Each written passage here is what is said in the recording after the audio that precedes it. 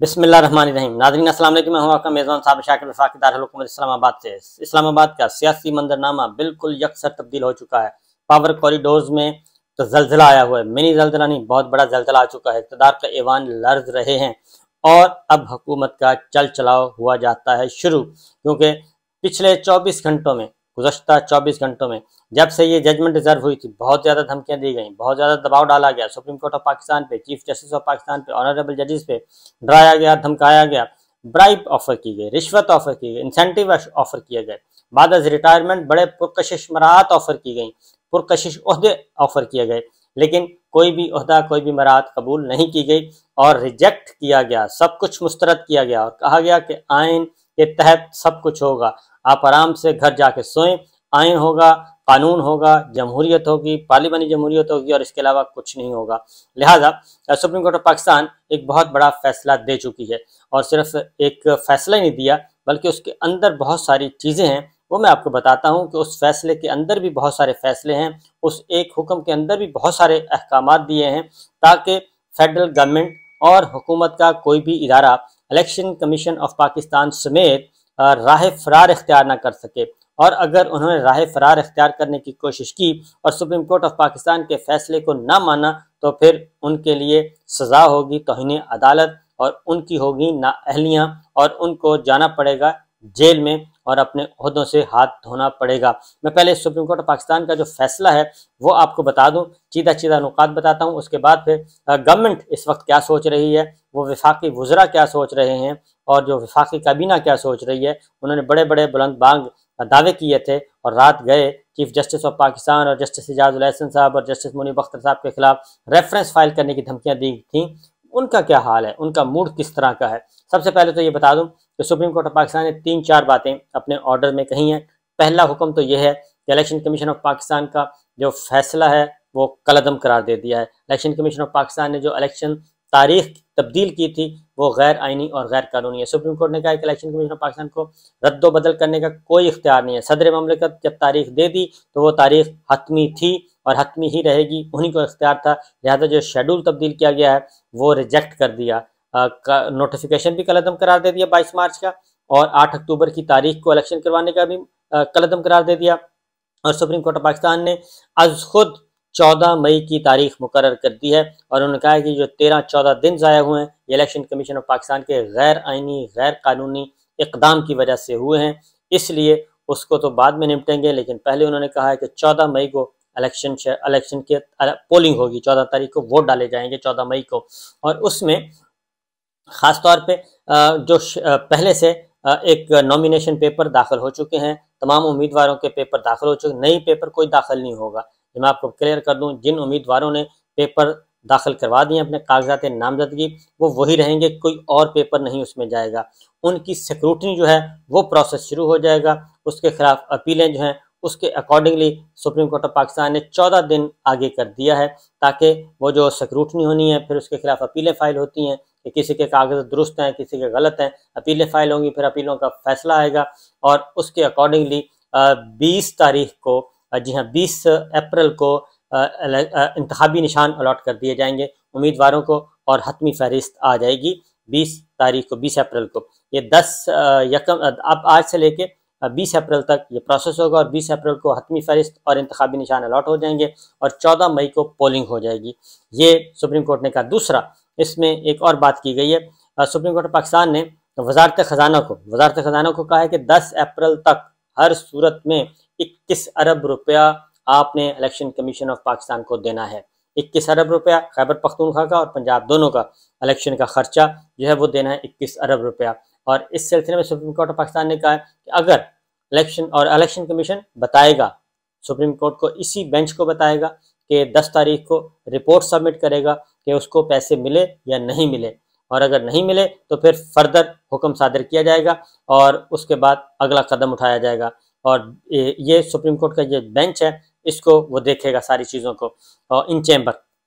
लिहाजा 10 तारीख तक वजारत ख़जाना ने हर सूरत में पैसे प्रोवाइड करने हैं। उसके बाद अगला हुक्म जो है वो था, इसलिए पहला बात यह है कि जो सेक्रेटरी ख़जाना ने रिपोर्ट सबमिट की थी वजारत ख़जाना ने कि जी पैसे नहीं है, वो रिजेक्ट कर दी गई और उसके मुताबिक उन्होंने कहा कि ये पैसे आप दें।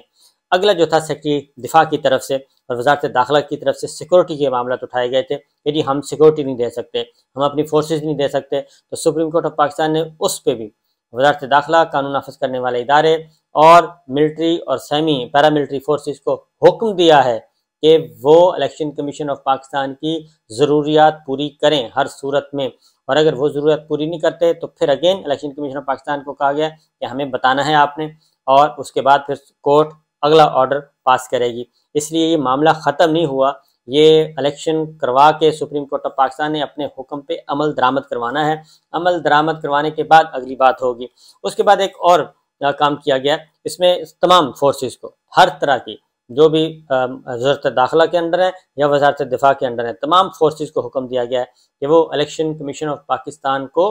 معاونت کریں گے اور جو ضرورت ہوگی وہ پوری کریں گے۔ اس کے بعد نگراں حکومت پنجاب کو کہا گیا ہے، پولیس کو بھی، آئی جی پولیس کو، چیف سیکرٹری کو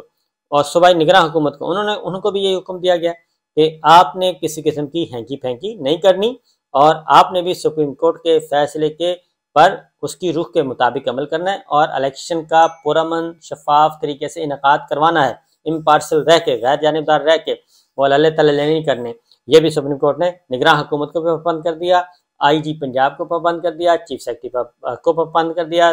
سیکرٹری دفاع کو، سیکرٹری خزانہ کو، سیکرٹری انٹیریئر کو اور دیگر محکموں کو، اور فیڈرل گورنمنٹ کو بھی حکم دیا ہے، فیڈرل گورنمنٹ کو یعنی کہ وزیر اعظم شہباز شریف صاحب کو حکم دیا ہے کہ وہ جہاں جہاں بھی الیکشن کمیشن آف پاکستان کو معاونت کی ضرورت ہے وہ معاونت فراہم کرے گا، اور کسی قسم کی کوئی ہرڈلز کوئی کریٹ نہیں کی جائیں گی، ادروائز باقاعدہ طور پہ اس کے خلاف پھر ایکشن ہوگا، اور ایکشن بڑا سخت ہوگا، اور اس میں وزیر اعظم صاحب بھی ڈسکوالیفائی بھی ہو سکتے ہیں، توہین عدالت کی کارروائی ہو سکتی ہے، اور اگر کسی وزیر نے، کسی وزارت نے، کسی محکمے نے یہ کام کرنے کی کوشش کی اس کی بھی چھٹی ہو جائے گی۔ اس کے بعد ایک جو اور اس اندر اس حکم کے اندر ایک اور حکم ہے، اور وہ ہے کہ جو 3-4 کی بحث چھڑی گئی تھی کہ جی 3 رکنی تھا، 4 ممبر تھا، یا 2 تھا، 3 تھا، وہ جو یہ جس کی وجہ سے یہ کھیل رہے ہیں، کہنا چاہیے یہ میڈیا کھیل رہے ہیں، تو سپریم کورٹ آف پاکستان نے اپنے اس حکم میں یہ حکم بھی دیا ہے کہ جو فیصلہ تھا وہ عدالت کا تھا، وہ 5 ممبرز بینچ تھا، اور وہ 3-2 سے آیا تھا، اور اس پہ there is no question about this issue کہ وہ جی 3-4 کا تھا، 2-3 کا تھا، 4-7 کا تھا، 9-5 کا تھا، وہ اس بحث کو بھی سپریم کورٹ آف پاکستان نے کلوز کر دیا ہے، فل سٹاپ لگا دیا ہے کہ وہ حکم تھا اور وہی حکم صادر رہے گا۔ اس کے بعد ایک اور حکم ہے اندر، جسٹس قاضی فائز صاحب نے ایک حافظ قرآن کے 20 نمبر جو کوئی ایشو تھا، ایک از خود نوٹس، اس کے اندر ایک حکم فرما دیا تھا جسٹس قاضی فائز صاحب نے اور جسٹس محمد امین الدین نے، انہوں نے یہ حکم صادر فرما دیا تھا۔ اس حکم کو صادر ہوتے ہوئے انہوں نے کہا تھا کہ پوری سپریم کورٹ کو آرڈر کر دیا تھا کہ 184 کا اختیار استعمال نہ کریں، تو سپریم کورٹ آف پاکستان نے اس کو بھی کالعدم قرار دے دیا، اور اسے بھی کہا گیا کہ اس کا بھی کوئی آئینی اور قانونی حیثیت اس کی نہیں ہے، لہٰذا اس کی بھی ہو گئی چھٹی، وہ بھی چیپٹر ہو گیا کلوز۔ بلکہ اس کے بعد ایک 6 رکنی بینچ بنایا گیا، سپریم کورٹ آف پاکستان نے 6 رکنی بینچ تشکیل دیا، اور اس بینچ کے حوالے کیا وہ جو عدالت کا حکم تھا، وہ جو جسٹس قاضی فائز عیسیٰ صاحب نے ایک شرارت، میں تو کہوں گا کہ شرارت کی تھی، اس شرارت کو بھی ختم کر دیا گیا ہے، اور وہ 6 رکنی بینچ نے سماعت کی، اور آج ہی سماعت کی، اور اس سماعت کے نتیجے میں 6 رکنی بینچ نے جسٹس قاضی فائز عیسیٰ صاحب کا وہ آرڈر جو تھا از خود نوٹس، اس کو بھی سمیٹ دیا ہے، اور اس میں تھے جسٹس اعجاز الاحسن صاحب تھے، جسٹس منیب اختر صاحب، جسٹس سید مظاہر علی اکبر نقوی صاحب، اور جسٹس محمد علی مظہر صاحب، اور جسٹس سید حسن اظہر رضوی صاحب۔ تو یہ 6 رکنی بینچ نے جسٹس قاضی فائز عیسیٰ صاحب کا اور جسٹس امین الدین کا جو حکم تھا اس کو بھی فارغ کر دیا ہے، اس چیپٹر کو بھی کر دیا ہے کلوز۔ اب ذرا وزراء، اس کے بعد ہوتی ہے جی، یہ تو چیپٹر ہو گیا جی کلوز، 14 مئی کو اب ہوگی پولنگ۔ اب خیبر پختونخوا کا الیکشن کب ہوگا، وہ اس کے لیے ہوا یہ کہ کل کامران مرتضیٰ صاحب نے کیا کیا تھا، کامران مرتضیٰ صاحب گورنر خیبر پختونخوا کی طرف سے وکیل تھے، تو انہوں نے کل کورٹ روم میں کہا جی میں گورنر کی طرف سے نہیں آؤں گا، اب میں آؤں گا جے یو آئی کی طرف سے، تو ان کو نہیں سنا گیا، انہوں نے کہا جی آپ جائیں، جے یو آئی تو دھمکیاں دینے والی جماعت ہے، انہوں نے تو بائیک آؤٹ کیا ہوا، دھمکیاں دیتے ہیں، عدم اعتماد کرتے ہیں، اور انہوں کو نہیں سنا تھا۔ اب آج سپریم کورٹ آف پاکستان نے کہا کہ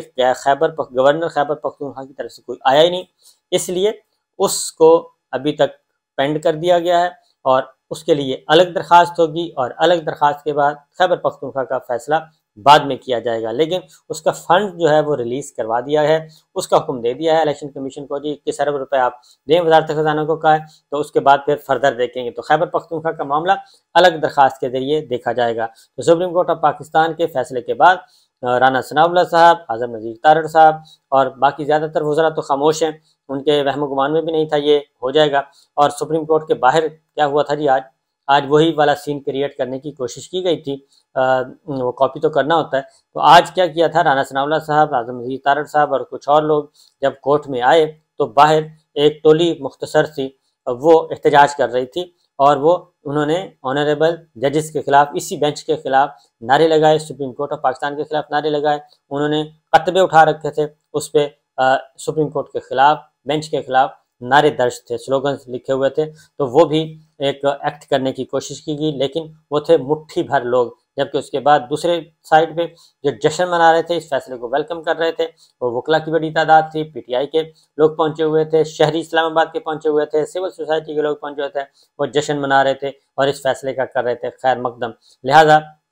اعظم نذیر تارڑ صاحب نے پریس کانفرنس کی ہے، رانا صاحب ابھی تک نظر نہیں آئے تھے آخری اطلاع تک۔ اعظم نذیر تارڑ صاحب جو دھمکیاں دے رہے تھے، اب وہ آ گئے تھے اپیلوں پہ، اب اس پہ دوسری طرف آ گئے ہیں۔ تو باقی chief justice of Pakistan Umar Ata Bandial صاحب جو ہیں وہ ہو گئے ہیں ایکٹیو، اور وہ اب اپنے اختیارات کا استعمال کریں گے اور وہ بتائیں گے کہ چیف جسٹس آف پاکستان کسے کہتے ہیں، اور جو اندرونی طور پہ شرارتیں ہو رہی ہیں ان شرارتوں کا بھی تدارک کرنے کے لیے انہوں نے اقدامات اٹھانا شروع کر دیے ہیں۔ اور یہ جو کام کیا گیا تھا، 6 رکنی بینچ بنایا گیا، اس بینچ نے اپنا پہلا حکم صادر کر دیا اور سماعت کر کے وہ جو ادھر ادھر سے نکلنے کی کوشش کی جا رہی تھی، اور کل سیاسی جماعتیں بھی اس کے ساتھ میڈیا ٹرائل کرنے کی کوشش کر رہی تھیں بینچ کے ساتھ، سپریم کورٹ آف پاکستان کے ساتھ، وہ سارے کا سارا ان کا نیریٹو ہو گیا ملیا میٹ۔ تو لہٰذا آپ سب کو جی مبارک ہو، کہ اس لیے کہ ہم نے کیا کرنا ہے، ہم تو صرف پاکستان کی بھلائی چاہتے ہیں، پاکستان کی فلاح چاہتے ہیں، پاکستان کی ترقی اور خوشحالی چاہتے ہیں، اور آئین ہو، جمہوریت ہو، شہری حقوق ہوں، آزادیاں ہوں، اور لوگ جشن منائیں، اور تمام ادارے مضبوط ہوں، تمام ادارے اپنا اپنا کام کریں، اور ہم سب مل جل کر اس مادر وطن میں رہیں۔ تو جاتی عمرہ میں اس وقت سوگ کا عالم ہے، جاتی عمرہ میں سناٹا ہے، ماڈل ٹاؤن میں سناٹا ہے، وزیر اعظم ہاؤس بہت پریشان ہے شہباز شریف صاحب، اور وہ اب کہہ رہے ہیں، اور لندن میں بہت زیادہ سراسیمگی پائی جاتی ہے، کیونکہ لندن سے بھی دھمکیاں دی گئی تھیں، ماڈل ٹاؤن سے بھی دی گئیں، وزیر اعظم آفس سے بھی دی گئیں، جاتی عمرہ سے بھی دی گئیں، وہ ساری کی ساری پلاننگ اور پھر کے لائک مائنڈڈ ایک بہت بڑا طوفان بدتمیزی برپا رکھا 4-5 دن میڈیا پہ آ کے، ان سب کو بھی ایک جواب دیا ہے سپریم کورٹ آف پاکستان نے کہ جناب رول آف لا ہوگا، یہ 1997 نہیں ہے، یہ مولوی تمیز الدین خان کیس نہیں ہے کہ جسٹس منیر اب مر چکا ہے، بلکہ اس کی بدبودار روح جو ہے اس کو بھی عدلیہ سے پاک کر دیا گیا ہے، عدلیہ سے اس روح کو نکال دیا گیا ہے، عدلیہ کو پاک کر دیا گیا ہے۔ لہٰذا یہ ہے اب تک کی کارروائی۔ انشاءاللہ اگلے ولاگ میں مزید خبروں کے ساتھ حاضر ہوں گے، اجازت دیجیے، اللہ حافظ۔